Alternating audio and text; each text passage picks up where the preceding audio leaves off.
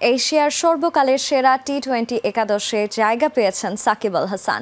ক্রিকেটের জনপ্রিয় website Cricinfo প্রকাশ করেছে এই স্কোয়াডটি, যেখানে ভারত থেকে সর্বোচ্চ 4 জন, শ্রীলঙ্কা থেকে 3 জন আর বাংলাদেশ, পাকিস্তান এবং আফগানিস্তান থেকে বেছে নেওয়া হয়েছে 1 জন করে ক্রিকেটার। আর এই পুরো দলের নেতৃত্বভার উঠেছে মহেন্দ্র সিং ধোনির হাতে।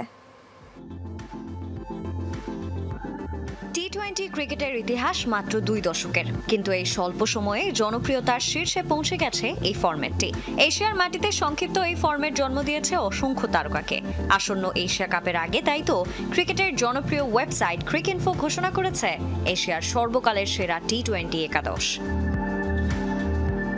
এই একাদশে জায়গা পেয়েছে ভারত, পাকিস্তান, শ্রীলঙ্কা ও আফগানিস্তানের সেরা তারকারা। তবে বাংলাদেশের ক্রিকেট প্রেমীদের সবচেয়ে বড় সুখবর হলো এই দলে জায়গা পেয়েছেন সাবেক বিশ্বসেরা অলরাউন্ডার সাকিব আল হাসান।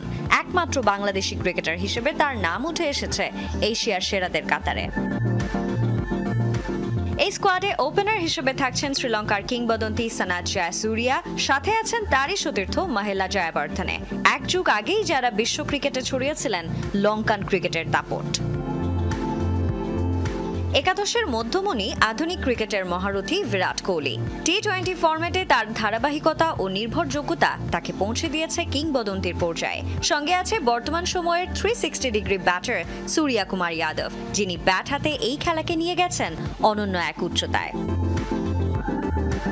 এই দলটার নেতৃত্বে থাকছেন সাবেক ক্রিকেটার মহেন্দ্র সিং ধোনি।